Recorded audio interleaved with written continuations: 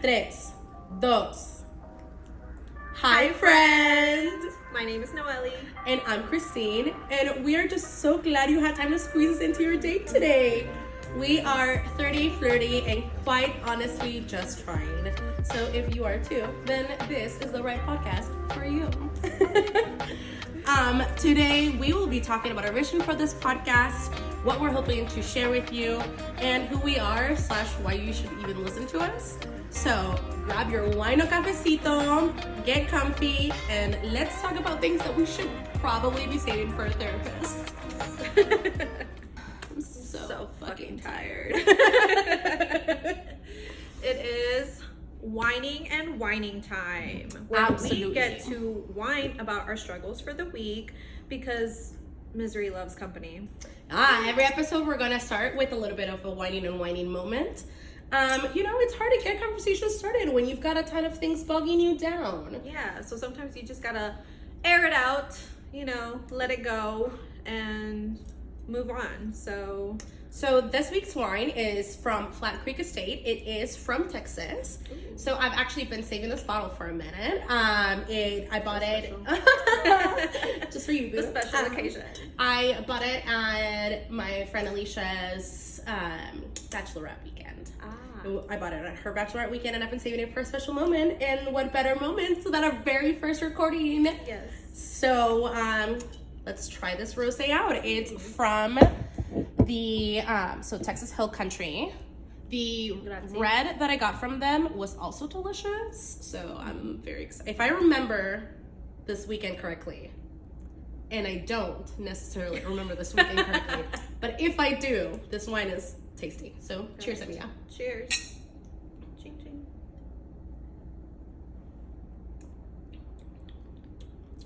That is very She's tasty. smooth. She's very smooth. I forgot about that. Dude, that is so easy to drink. That is very dangerous. Yeah. Oh, I might finish the bottle today. Okay. So, no, we're drinking. We're whining. Let's do the whining. Yes. Let's All right. begin to wine. Noelly, what's been going on with you this week? Long week per usual. Yeah. Besides working from home and being a mother. Mother. This weekend has definitely been one. Very eventful, but also, your girl is in her luteal phase. And if you know, it is like PMS week before your actual period starts. And, your patience is just like this little. There's something after you turn 25 when like that phase right before your actual period starts just changes entirely. Like, I don't know why that becomes hell week before the actual, like, no. There's no calm before the storm now. We're just storming and then we're storming. Like, seriously, especially because, and we've done this for how many years? 30 years? 30 plus years now. And we still don't know, hey, like, I feel like a troll this week. Nothing fits.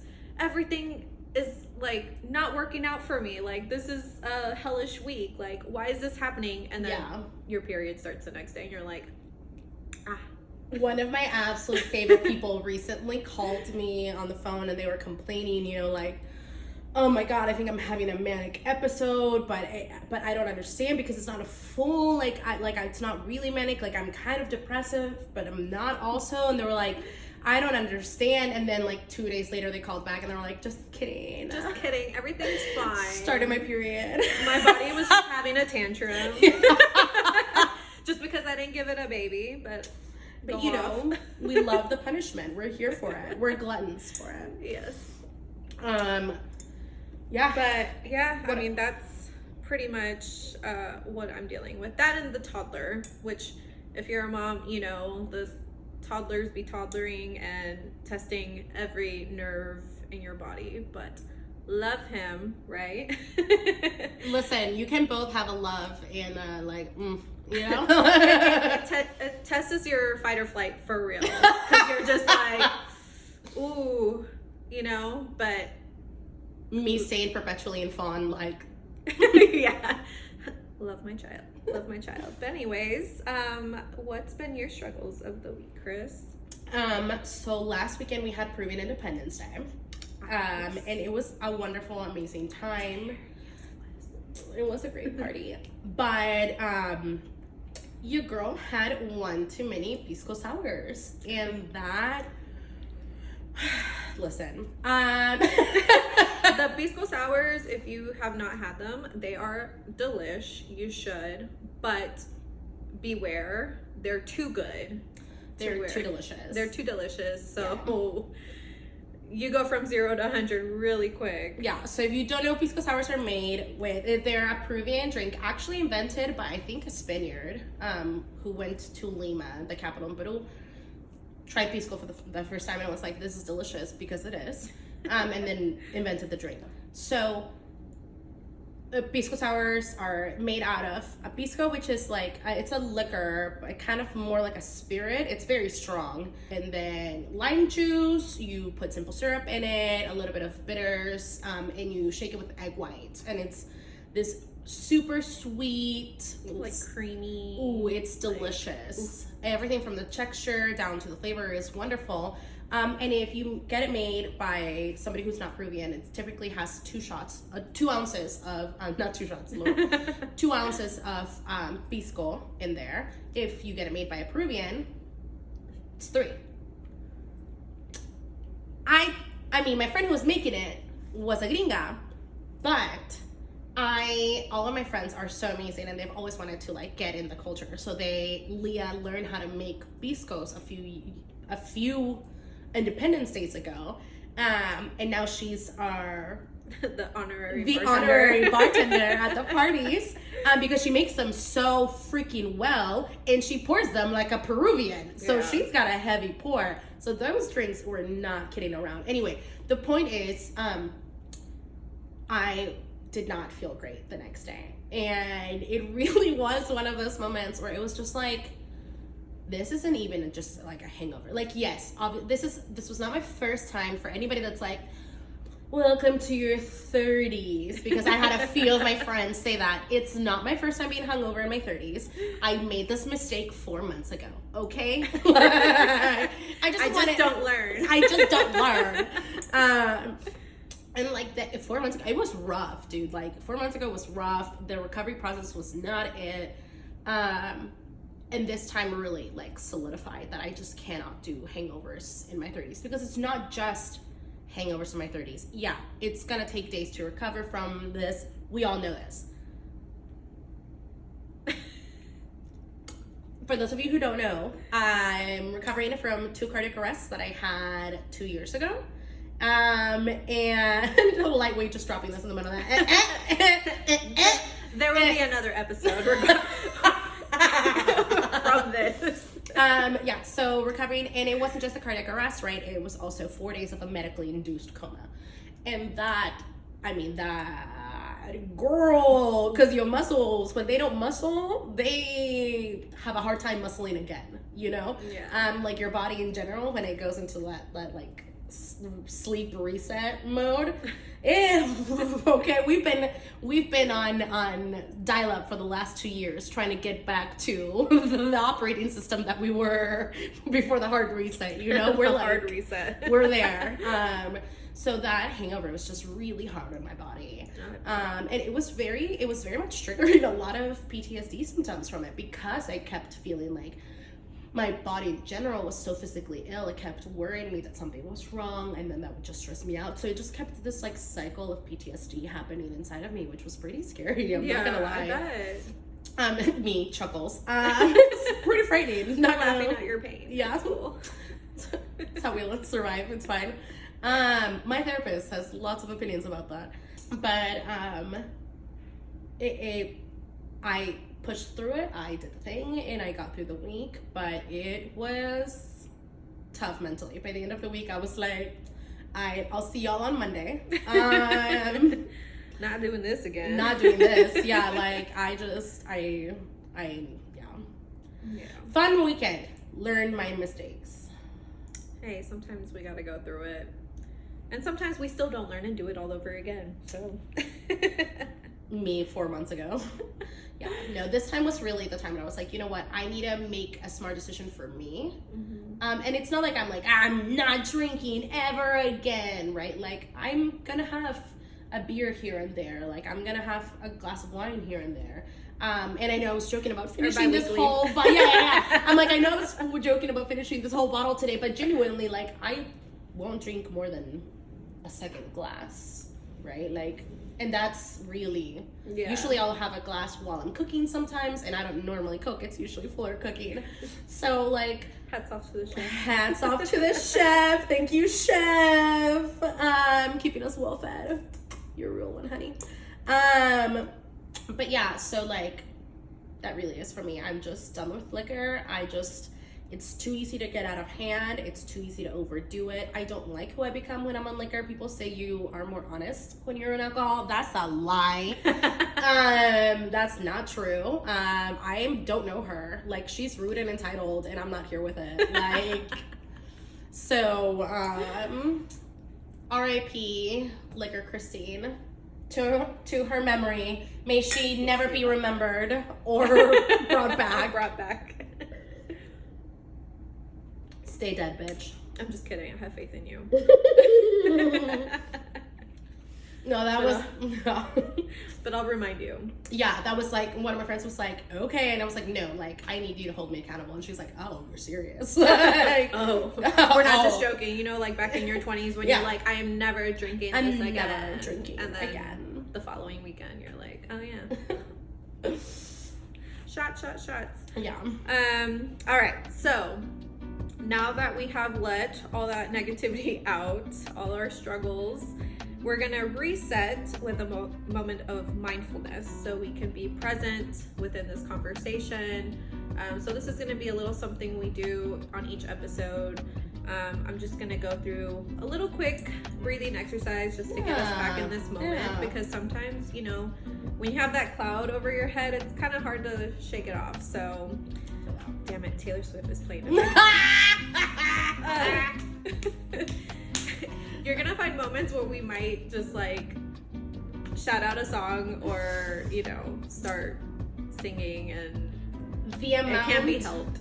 The amount of inside jokes that are just references of either TV shows that we both really like or movies or songs, it's honestly obscene.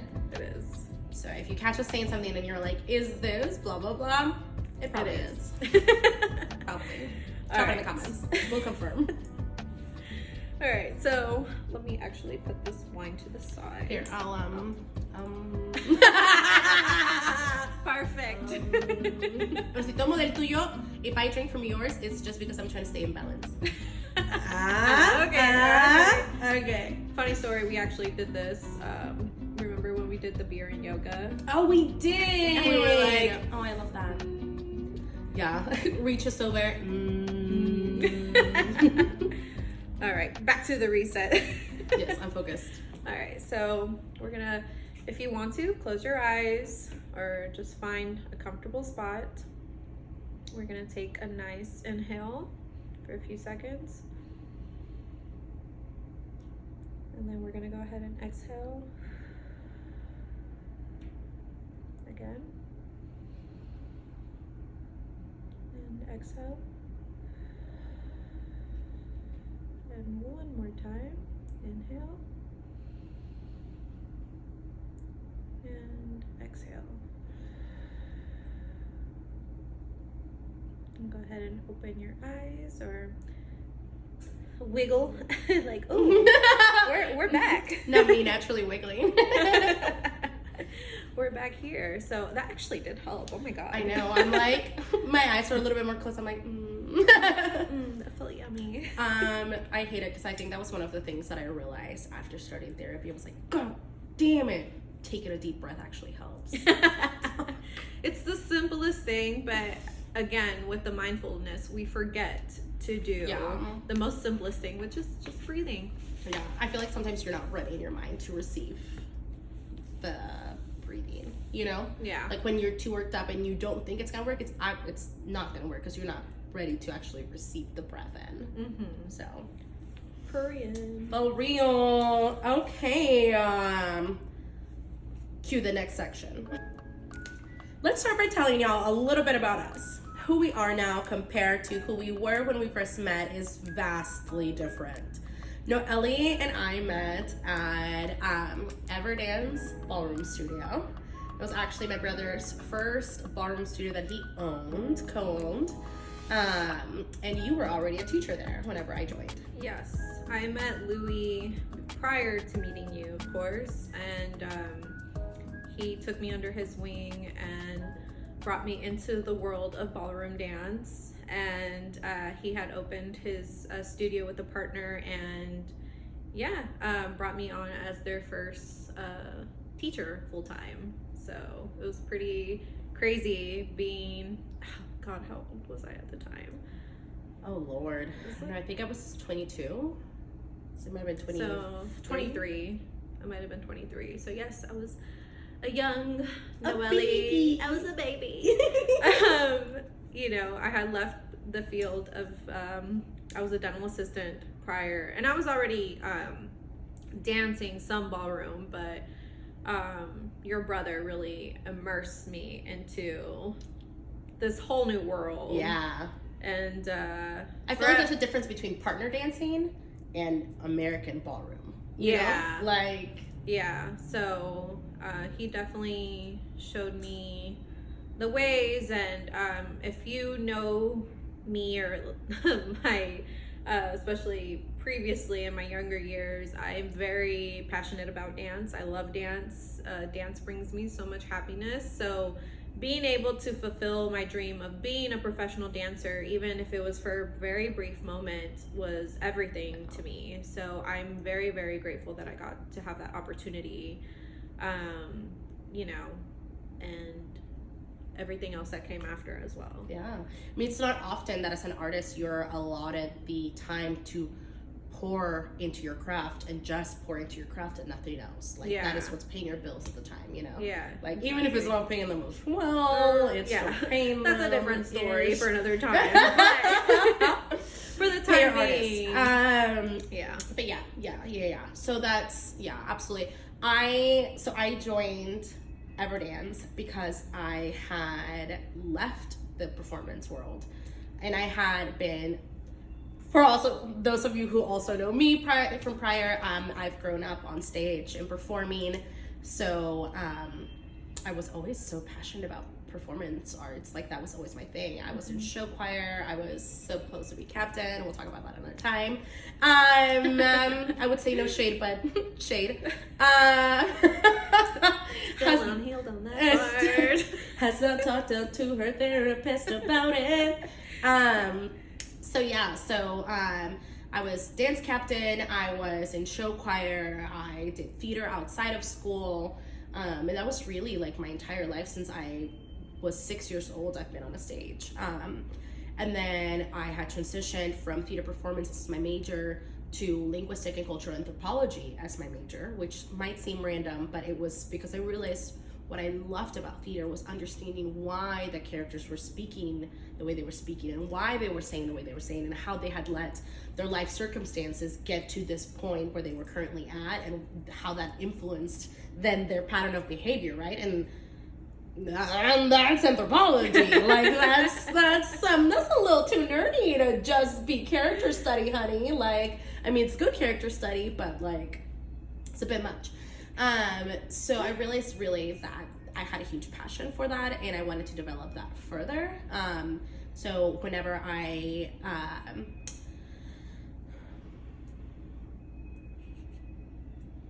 what is the word? Whenever I transferred into TCU, I switched to anthropology as my major, and then I had to leave TCU because school's expensive. I mean, I was full, I wasn't full ride, but I had a ton of academic scholarships and a bunch of other things. And my semester was a pretty small semester for what TCU is supposed to be. Mm-hmm. I think at the time, each semester was like $2,500, when each semester is like 25, you know? So like 25,000, like, so it being 2,500 was really good, but I still couldn't afford it. I was working 3 jobs. couldn't keep up with my studies because I was working 3 jobs, so I lost my academic scholarship. So I had to leave TCU. I'd gone to Dallas to work as a living nanny. I was just doing whatever I needed to do to pay my bills at this point, right? Yeah. And it had been devastating to not just leave Fort Worth and go to Dallas, but also I had already left performance, and leaving the performance arts is like leaving a family, you know? Yeah. And so then for me to, having gone from left the performance arts to just leaving in Fort Worth entirely was just very difficult. So Louis called me up one day when I was in Dallas, and he said, hey, you know, I know you're nannying, but if you have time on some days, why don't you teach at my studio? Because Louis had started training me when he first started learning how to ballroom. He would come home and teach me, you know, so that he would learn, you know, like he was doing that. So I've been dancing with my brother since I was 14. So when he said that, I was like, okay, I can put on the professional hat and do the teaching, and I was excited to do it, and it was a really fun time. I had a blast. No, we had great times at the studio, fun parties. The students were amazing. Oh my god, we my miss the favorite part. students so much. We've made some very good long-term friendships and connections. Even, you know, outside teachers from other studios as well. Like, absolutely, it's nothing like being surrounded with the people that have the same like passion or love for dance as you, and the respect too. Yeah. Because I think from an outsider looking in that doesn't do partner dancing, they think of it as such a like, it's very sexualized or like very like, oh, it's intimate. It's, you know, so, which it can be, but it doesn't have to mean it's sexual. Yeah, exactly. So being able to dance with, you know, different partners and everything, and not having to be romanticized or sexual or anything like that is very very freeing. Yeah, it's very freeing. It's obviously like it's an expression, and you know, we miss that. Yeah, I miss that time in my life very fondly, honestly. Obviously the studio closed because of COVID. Because who was doing partner dancing whenever you couldn't be like close to people at all. So sadly the studio closed. Louis has his own studio back up now in Burleson, so if you're in DFW, South Fort Worth, let me know. So Louis is back to teaching now, and now I've done their marketing for them a little bit. I did their branding, and so that's been fun to be on that side of it. Yeah. But I will always just hold a very dear space. I still have my jacket from when I was instructor and on the competitor team. I have my cups. Like, there's just a little special place in my heart for that time and at Everdance, you know? Yeah. This was also the time when we had matching cars. Yes, we had matching cars. This is how you know we were like destined to be besties. So let's go how we met. Oh yes, how did we actually? Yeah. We're like rambling on about the studio, but let's actually go into how we met. So obviously we were both like at the studio. Yeah. I know you were doing a lot of work even then for Louis, like with marketing and even our showcases, narrating, because obviously her voice is stunning and she has such a good like narrating voice. She's so animated. Like, I love her. Can't take a compliment. Oh. But anyways, so obviously we've seen each other at the studio and everything. And I remember Louis mentioning, like, you know, hey, we're like the same age. We even have the same birthday month. We're both Aquariuses, by the way. Shout out to my Aquarius queens. So I'm trying to remember what exactly brought the courage to finally ask her on a friend date. Oh my god, yeah. All I remember is Louis had told me before I started working at the studio, like, so he had told me about you, and he was like, there's this chick, she's one of my really good friends, she's my dance partner, and I love her because she really reminds me of you in a lot of ways. He was like, you know, like, I feel like you guys are so similar. Y'all are either going to absolutely love each other or you're absolutely going to hate each other. And I feel like he said this to you too. Yeah. So when we were first working at the studio together, whenever I first joined, I feel like we like sort of just kind of avoided each other in an effort to not bump heads, because we were like, oh, I don't know if I'm gonna get along with her. Yeah, so Louis kind of made it this thing where I was like, I don't want to cross paths. Yeah, and I know he likes her a lot, and they're good friends, so like I don't want to, so I was just trying to like, I also was super not confident in myself. And in my eyes, you were a super confident person because of the way that you carried yourself.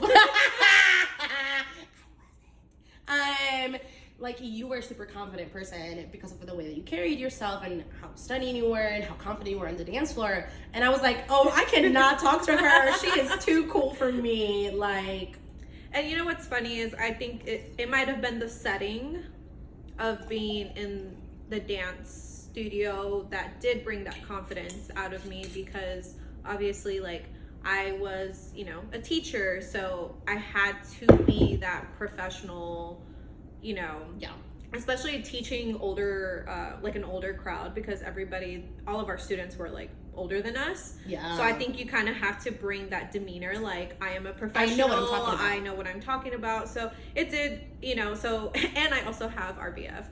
So, you're not the first person to say like, hey, when I first saw you, I thought you were a bitch. All of my friends in high school said that. One of the girls who I thought was too cool to hang out with me too, whenever we were catching up our freshman year of college, and she was like, yeah, whenever I first met you, like, I thought you were just too cool for me at first. And she was like, but like, I realized it was just resting bitch face. It's like, my bad. I'm sorry, I can't control it. It's not you, I just disassociate. I mean, truly. But anyways, I think I just finally was just like, because I think we might have chatted like here and there, and I was just like, you know what, she's actually really cool. Like, I would love to actually hang out with her, because, being even in your 20s, after leaving high school and everything, you lose in touch of a lot of your friends. Yeah. Or even like the people you used to party with, whatever. So it's very hard to establish really good friendships unless you've had like a childhood bestie from like forever ago. But other than that, it's really hard to make friends. So I was like, you know what, like, let's like hang out. So I remember I went up to her and I was just like, she was at the desk, and I was like, hey, so like, do you want to like hang out sometime? We were dead ass not making eye contact with each other. Like I'm over here like tossing paper on the desk, like, hey, I'm literally just, like, wanna like, maybe hang out sometime. I'm literally like facing the desk, and she's like facing away from me towards the mirror, and neither of us will look at each other in the eye. And I was like, yeah, no, that sounds cool. That'd be fun. I'd like that. Oh, there's this event going on this weekend if you want to. Oh, yeah, no, that'd be cool. We can go to the event. I'm dying. It was literally like asking my first girl out on a date, except I was the one getting asked out. How did that feel? Gorge, honestly. Oh, man. I was like, oh my God, the cool girl's talking to me. So, yeah, we had our first friend date. We went to that. It was like, what was it called? Made. It was like a I think it is called Made. 2017, by the way. Yes. The year. July 30th, 2017, and it's at Stage West. Shout out to Stage West in Fort Worth, Texas. One of the best theaters. Amazing performances, creative direction on point. But yeah, Stage West, we went, and there was a bunch of art and some musicians playing, and beer. There was free beer. What was it? It was is it Roar & Sons? Because it was the paleta de mango. They had the paleta de mango that year. That's Dios Pantalones. They had the Dios Pantalones, yeah. And this was my introduction to like, I guess, like local breweries and stuff like that, because I wasn't really a big beer drinker, except for when I obviously started dating my husband. And with you, I feel like it opened up my eyes a little bit more to beer. Because by this point, I had already worked at a craft beer brewery. So I had been forced to develop a palate for it, because I would get these snobby, like, middle-aged white men that would come in to have dinner or lunch on a random Saturday at 2 p.m. and they'd be like, what stouts do you have on tap? And I'd be like, oh, well, I have this and this. And then they'd ask me like a question to trick me. They'd be like, oh, well, is the stout hoppy?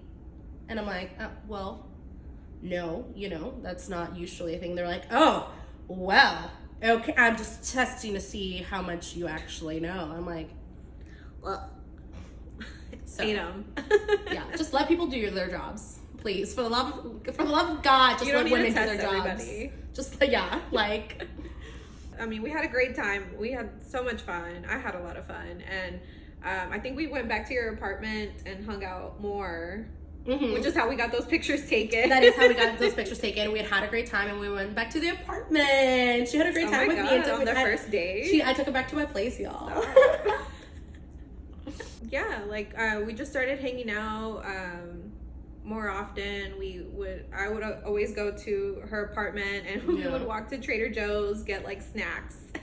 Oh my God, that was her $2 chuck period. Yes, we went through our phase where we just buy $2 chucks at Trader Joe's. Right. Which were actually $3 chucks. Yeah, because it was $2.99. Yeah, so I don't think they're $2 anymore. I don't think they're $2.99 anymore. They're definitely not $2.99 anymore. I'm sure that those hoes are like $4.99, if not like $7. Inflation. You know, inflation. Which is it inflation when they're making record profits every year? Rocket profits, that too. Is it inflation when they're making record profits every year? I don't know. Come talk to me. We'll see. Type me in the comments. I mean, obviously we've been friends ever since, and so last year we started going on walks on the trail, because obviously, like, she's trying to get heart healthy. Oh yeah, we had overlapping physical. Yeah, and me, I was trying to get back, obviously, after having a child.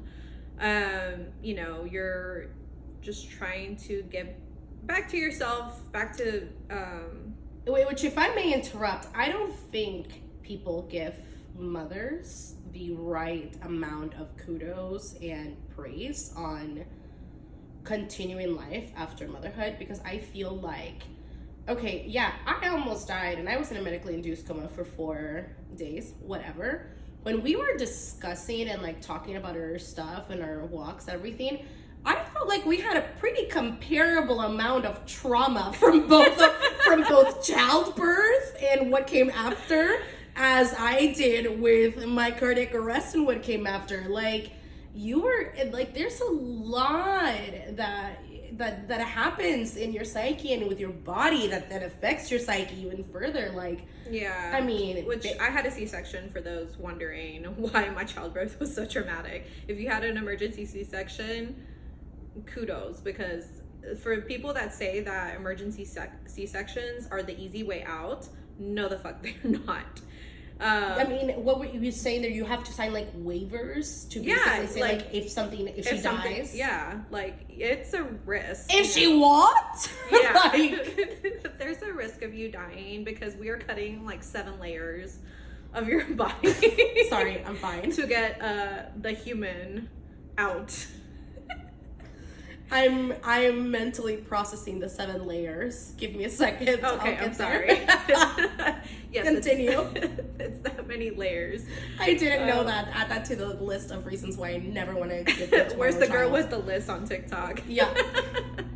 Girl, because I got a running list, okay? Oh, like, I bet. But starting with my shoe size. But we would have these conversations all the time. We talked about various topics while I'm just like pushing Naveed on the stroller, my son, and we're just having all these topics. And even on the days that we couldn't meet up, especially like on very cold days, because winter was coming. Winter's coming. So we would do FaceTime calls. Yeah. And do little cafecito time on FaceTime. So, and this is, I guess, earlier this year, I don't know what month it was. Was it January? Was it February? It might have been January, because I think I came back from Georgia, like, ready to be like, New year, new me. Yeah. I was like, so I had a crazy thought. Yeah. No, that was it. That's all I had. So, for those wondering, this was Christine's idea for us to start a podcast. Or, no, I think you introduced it as like, I've always wanted to start a podcast. Yeah. Because, I mean, if these, especially these guys, you know, just talking shit on a mic are profiting, why can't we, you know? Yeah, listen, everybody with a C- average and their mother has a podcast and is making millions. I speak their own language better than them. Why can't I profit from an English speaking podcast? My syntax is far better. Like, I'ma do it. So yeah, no, that was really it. I thought about starting a podcast for a minute. I mean, again, I was a theater performance major. I'd always seen myself on stage and in front of people. And for me, it was always about reaching whoever was at the other end on a personal level, on an emotional level. I always wanted to have a positive effect on that person, whether it was something that was sad and therefore it was cathartic, right? Or whether it was something that they could, that would bring them instant joy. Whatever it was, I always wanted to have a connection with people. And I missed that. I really did miss that aspect of performance, being able to connect with an audience and having something there. And I think for a while, it was much easier for me to connect through a character because then I didn't have to figure out who I was. Ooh, I'm touching my mic. Because then I didn't have to figure out who I was. And I could connect without having to do the hard work. Yeah. We've been in therapy for 2 years. I've been working on knowing who I am now. So I now feel like, and this was a thing at the beginning of the year where I was like, I feel like I'm finally figuring out who I am. And if I'm going through this journey and this struggle of figuring out who I am at the age of 30, because I am unraveling layers of trauma that my ancestors didn't get to unravel because they were too busy just trying to put food on the table and a roof over their heads, then there's other people out there who are going through the same thing. And I see all of these strong, amazing women that I admire in the DFW area, a lot of whom are in the Oak Cliff area. And they, I mean, they're struggling on a daily, but they are going and they're getting it as best as they can every day. And when they can't get it that day, they can't get it that day, and then they come back tomorrow and then they try again. Yeah. And that to me, I'm like, that's, you know, like, I'm like, the struggle's there, and they're sharing their journey, and I see how it's helping them in their communities and how other people feel inspired by them. I feel so, I've got to stop touching my mic. I feel so...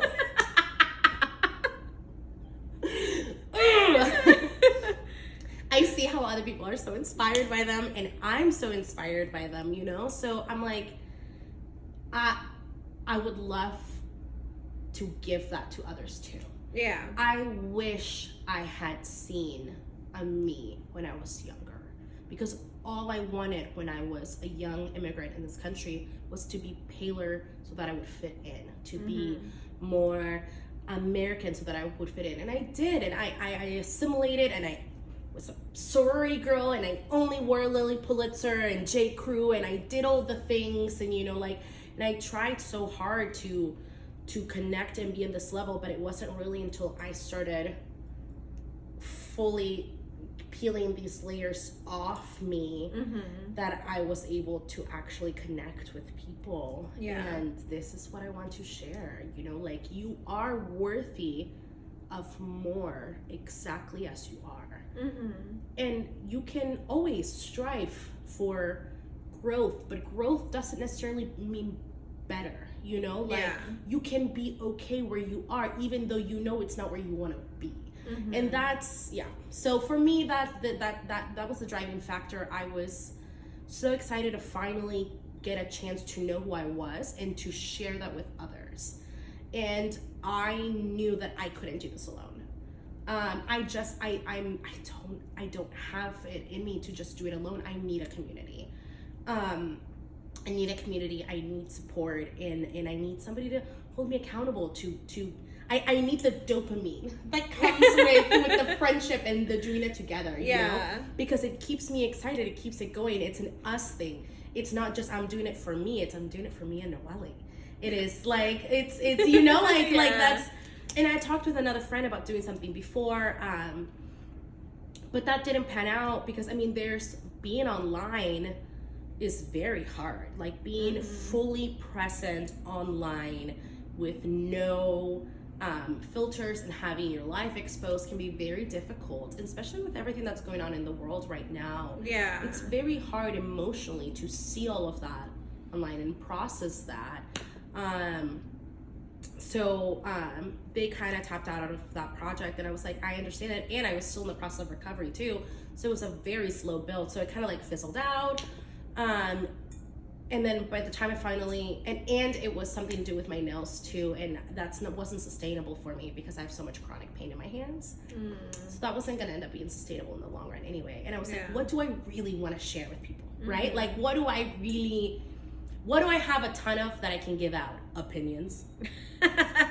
Words. I got tons of those. Tons of opinions, tons of words. And you know, like I try to be understanding when my friends come and approach it from how do you think this is developing, you know, and try to approach it from a logical and thought out process. So I've had friends be like, you know, like, you should be a counselor, and I'm like, thank you, my therapist doesn't think so.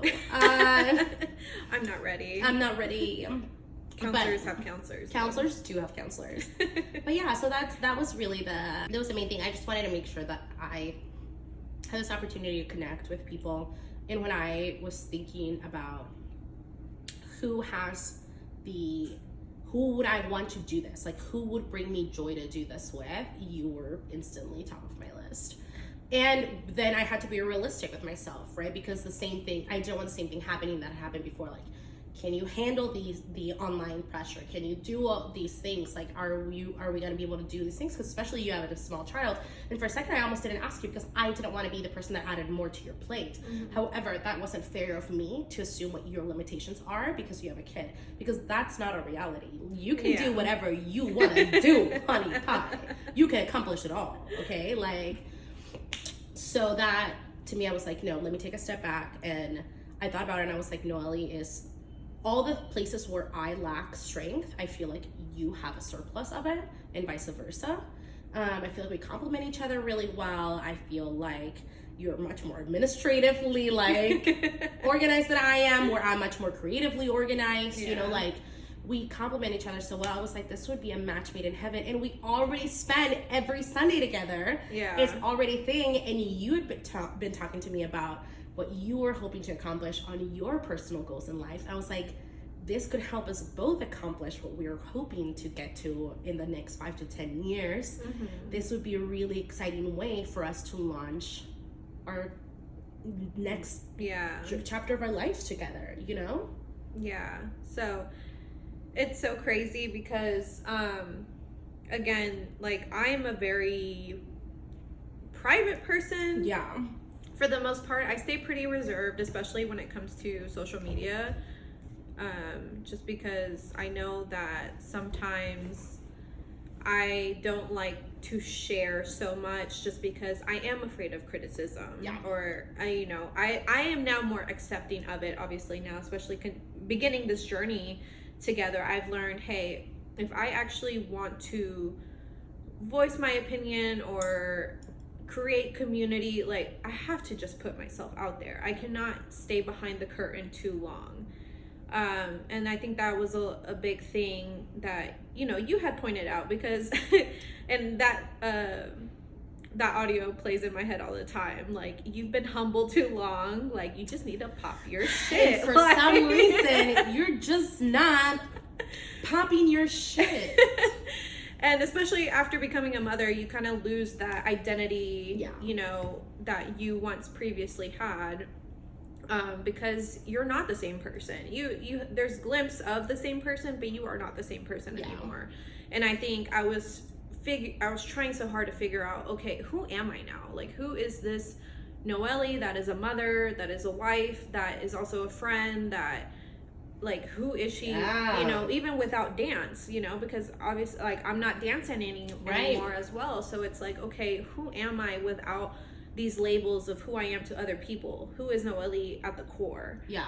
And it's definitely been a journey, and also building my self-confidence back up, especially after having a kid, because, you know, your body changes, your mentality changes, your hormones change, and you just don't recognize yourself. And it's a very lonely experience sometimes. Like, even, and I know other mothers go through it, but like, no one obviously is gonna know the way you know.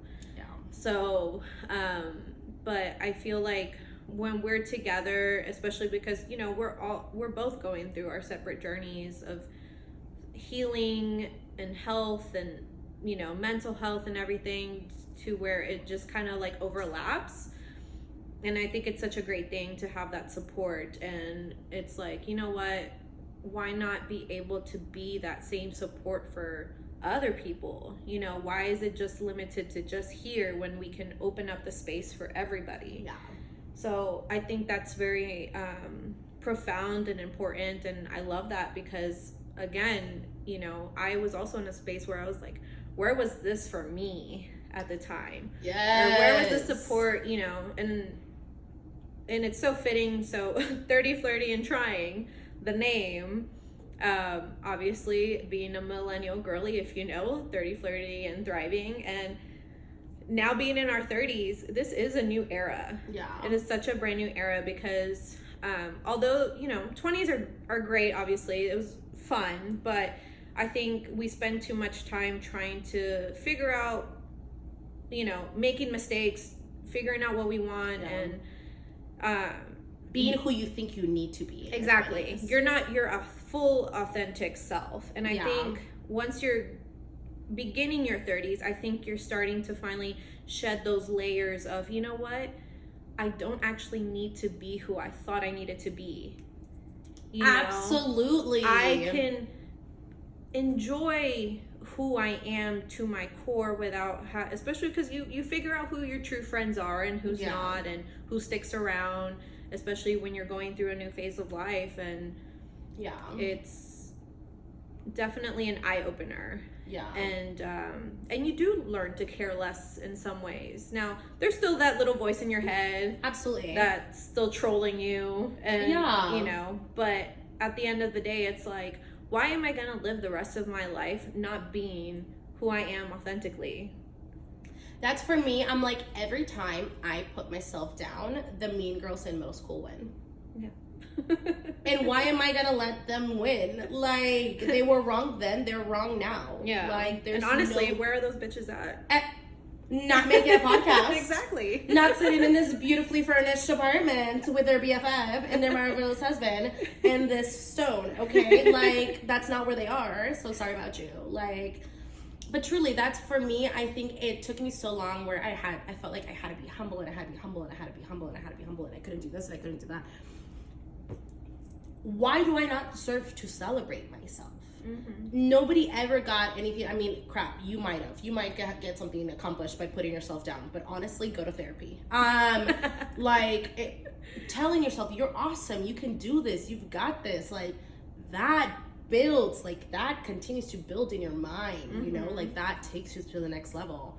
So, and I mean, it took me so long and so much therapy to get to this place.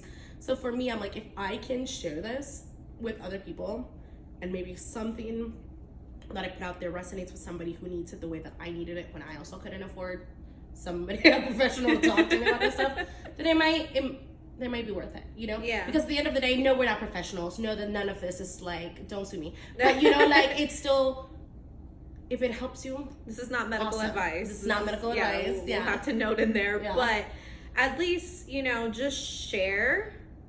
And even from you guys, you know, we want you guys to share your experiences, what, you know, how you're navigating this new part of your life. So, and again, we're just trying. Like, I really feel like this era in my 30s is what I thought my late 20s were gonna be. This is finally, like, I feel like I'm finally 25 and giddy and excited. Yeah. And I'm finally, like, I'm flirty. I'm doing the things, you know? And I'm like, and it's cute because I'm flirty, but I got my husband on my side. And I'm like, I know, we're both married, by I'm the like, way. I'm flirty for you. For you guys. So it's just, it's so, I don't know, it's so exciting to be at a point in life where I finally feel like, you know what? It's okay to be different, and it's okay to have fun, and it's okay to do these things. And if they don't like it, that's on them. No. Love it. No, but genuinely, it's basically, you know, whoever this resonates with, great. Yeah. Join us. Be a part of this community. But if this doesn't, okay. Like, let be, you know, whatever. Keep scrolling. Yeah, keep scrolling. I mean, please feel free to leave hate because any comment helps. We are so little sensy, so. I'll argue with you in the comments. Don't worry. I got time for you. Really, at the end of the day, if I'm the kind of person where if I can help you as a friend achieve your goals, that fills me with so much joy. You know, I love being the friends that like I was just I was at my friend Kenya's house having a sleepover, and I was like, okay, girl, what are your goals for this year? And she was like, oh, what? And I was like, what are your goals? Like, what are your short-term goals? What do you have going on? What do you have planned? And she started telling me about this company that she's thinking about starting and these things. And I was like, okay, girl, well, have you thought about blah, blah, blah, blah, blah? And they're like, oh, okay, no, I hadn't thought about that. Or, okay, yeah, I have thought about that. And this is why I was like, okay.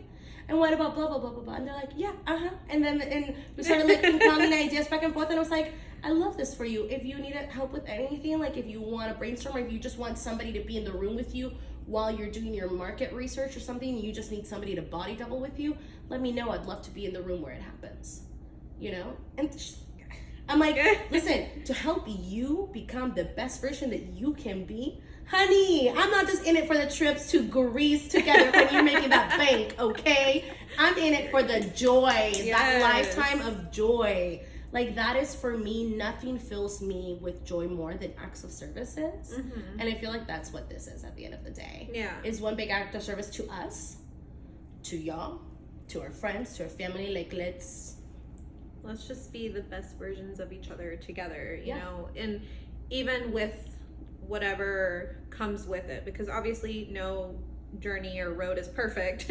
There will be parts where they're ugly, they're messy, and that's why we wine and wine. Okay, that's why we have our wine and wine Cheers. segment. Let's talk about some of the topics that we're going to discuss, because I feel like, you know, obviously you guys want to know, why should you be listening to us? Yes, absolutely. But we're going to be discussing a lot of various topics that are very relatable, such as for our next episode, we're going to be talking about body dysmorphia, which is a really big topic, especially, you know, being someone who grew up in Y2K, where the low rise, the diet pills, the almond moms, the paparazzi pictures that would post of celebrities on magazines. Bridget Jones being called fat when she was literally a size 4. Yeah, so we'll be getting to a lot of very deep topics. Marriage, kids, even dating, which we'll probably have to bring a friend to discuss with, because obviously we're, you know, we're both married girlies. We're both married girlies, but still, I mean, we'll talk about our past experiences, even some heavier topics, whether they're, you know, talking about past traumas, healing inner child, and such. So, you know, obviously we want to make this very relatable, real contact with you guys, because there's no sugarcoating real life, you know? Yeah. I mean, at the end of the day, we're going to have a good time and we're going to laugh, because that's how we get through the trauma. Okay. But really, we're not going to sugarcoat it. We're going to talk about the bad stuff. We're going to let go of the bad things. That's why we have our moments. Our whining, we get it out of our systems, because it's better to bitch for a second and get it out and then say, okay, we're good. And then we take that moment to breathe, because, you know, you regulate yourself and you keep going, you know. And then we are going to finish out our episodes usually with moments of gratitude, because at the end of the day, we really want you guys to leave here, even if it's a heavy topic that we talk about that day or anything like that, we want you guys to not just feel supported, but also feel like it's going to be okay. No matter what, we got you. Yeah. You got you. We will make through with this, whether it's now or later. There's always a light at the end of the tunnel. And I think that's something that we always have to remember. Or even just being grateful for one little thing that may have happened in the day that, you know, it wasn't so bad, versus everything else that might be going on. So it's so easy whenever you have so much reoccurring negative stress happen in your life to dig yourself into a hole of this always happens, it's always bad, it's always this. So it's very, very good for the soul and the mind to take those moments to be like, it's not always bad. And that's something that I tell myself a lot. I'm constantly like, because I'll get these thoughts, these intrusive thoughts. It's like, well, it's always like this, and I'm like, no, it's not. And here's the logical evidence, and I pull out the mental receipts. I pull out the mental receipts of like every time, and I'm like, no, it's not, you know. So it's really important to force these moments to take a moment and say, okay, what is a positive thing? Because it's too easy to get pulled into that wave of So we're gonna call these our little sprinkles of the day, or of the week, because when we get together. So Christine, I'm touching my mic now. Girl. What is your sprinkle of the week? My sprinkle of the week, I think, was playing video games with my nephew on Monday night. I was still insanely hungover, and we had just taken a nap. And I woke up because my brother was calling me to be like, hey, you told your nephew you were gonna play games with him. And I was like, yes, I did. Tell him 10 minutes. And I was like, Fuller, we gotta wake up. Oh, man. So we played video games with him on Monday night, and that was really nice. And he had a great time. And at the end of it, he was just so excited. Aww. He was, So I think that was my sprinkle. It's been really nice having more energy this year to pour into my nieces and nephews. Oh, yeah. What about you? Love them. My sprinkle. It's gonna sound a little cliche, but no, do it. But obviously, this I fucked up. No shade. No, but I think just the fact that we started posting and sharing what we're doing now, and all the love and support that we've been receiving from our friends and family has just been so amazing. Because it's nothing like you know, I've had like certain side projects and things that I've done in the past, and like, you know, your close people, you know, they're supportive, they love it, but then sometimes you don't always hear from everybody, or you know, there's still that slight lack of support that you feel the need. It's like, you know, who you can count on to message you, and those 3 people do, but nobody else does. Exactly. So the fact that this has been getting much more support and everything really tells me that we're doing something big here. And I really hope, actually, I'm not hoping, we will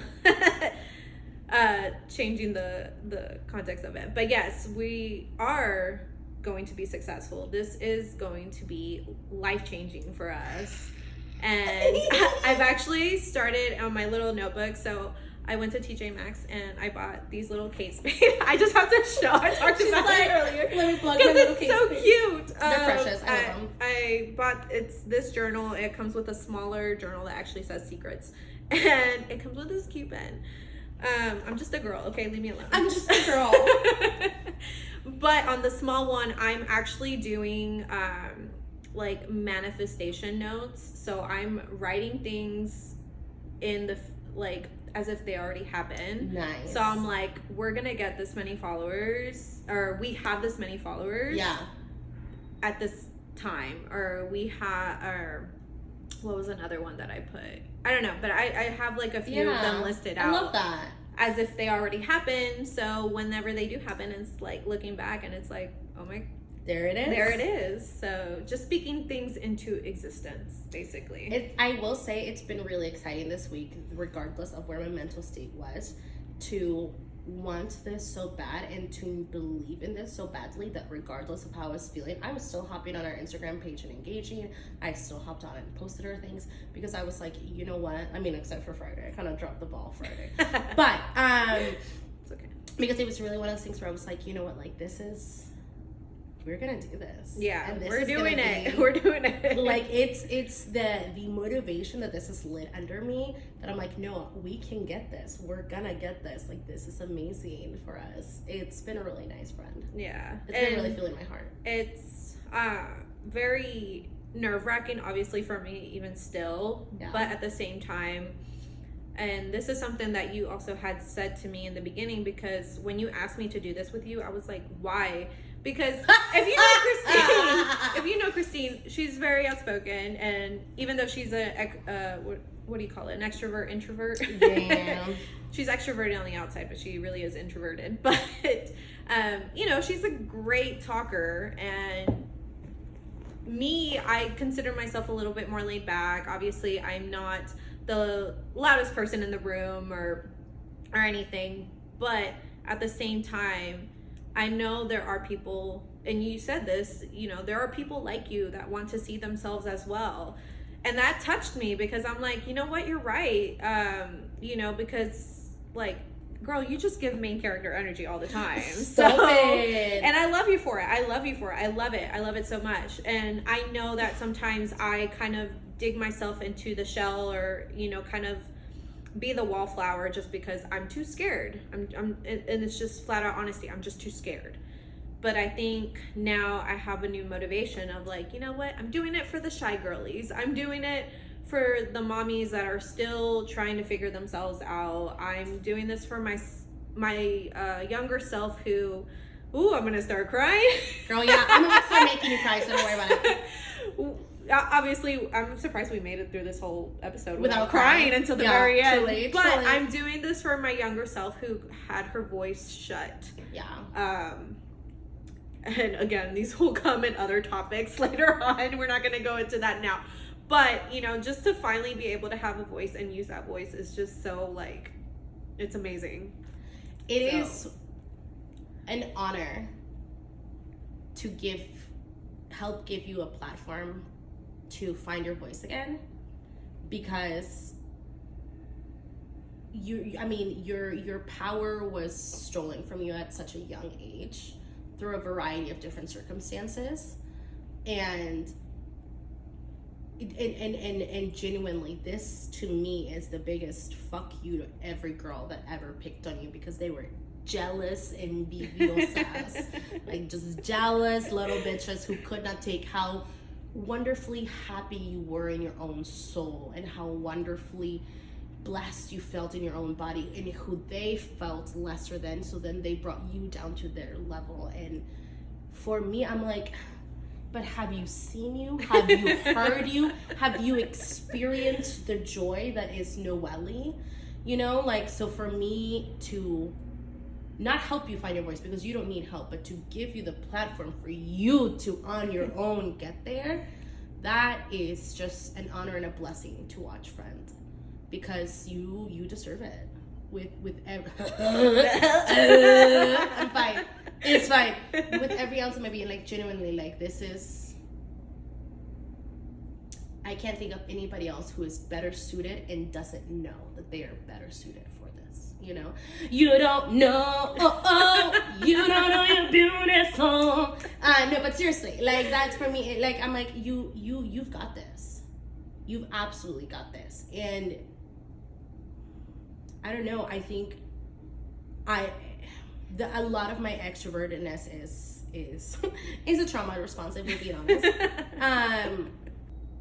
I don't know, there's so much that we experience in this life, and there's so much of it that we go through thinking that we're the only ones who have experienced it, that nobody else understands us, and there's just no reason in 2024 to feel like that. Mm-hmm. And I think whenever you see the comments of the girlies, because there are going to be so many shy girls that are used to getting adopted by the extroverts as friends. Yes. That are gonna be like, all of my friends are extroverts and they just adopt me. Like, they're gonna be like, yup, Christine sounds like the kind of person who would have adopted us, and they're gonna like me for that, but they're not gonna love me. They're gonna see themselves in you, you know?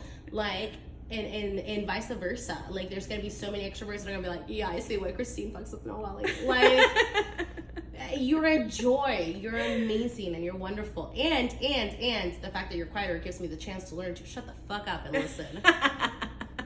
Which is always a good lesson.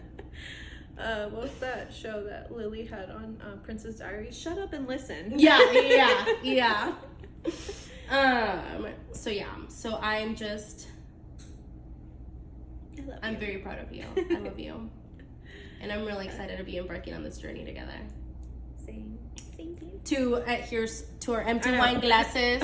Our empty, and to a decade of struggles, friend. Woo. You're like, the last drop. Every last drop. That's Hercules. Okay. Oh my God. Well, I didn't drop a tear, so joke's on you. I'll cry about this later. It's fine. Okay, so we did our moment of gratitude. We did do our moment of gratitude. So normally this is when we would do our moment of gratitude and do our sprinkle, but we did that. So sorry, we took you guys on our. It's the first episode, okay? Get used to it. Well, girl, we'll figure it out eventually. Yeah. Listen, if you are not neurodivergent, this podcast might not be for you. Okay. We're gonna be all over the place, to be honest. Keep up with the tangents, or else. Okay. Y'all, thank you so much for joining us on our very first episode. What are your thoughts for today on the podcast? Do you have any suggestions, any recommendations, anything you'd like us to discuss? Please let us know. Like we said, we have a ton of topics coming up. Yes. But we are always up to hearing any and all suggestions, as well as maybe some partner videos that you want to see of people that you'd love to have us talk to. Yes. And hear their struggles. So please feel free to share your thoughts with us on Instagram, TikTok, or YouTube. And all of our handles can be found on the episode description below. 30 Flirty Trying is an individually produced podcast. So if you love this episode, please leave us a review. Your engagement means the world to us and makes a huge difference on the success of this show. Just remember to be kind because we are sensy. Can't wait to connect with you. See you on the next episode. Dun dun.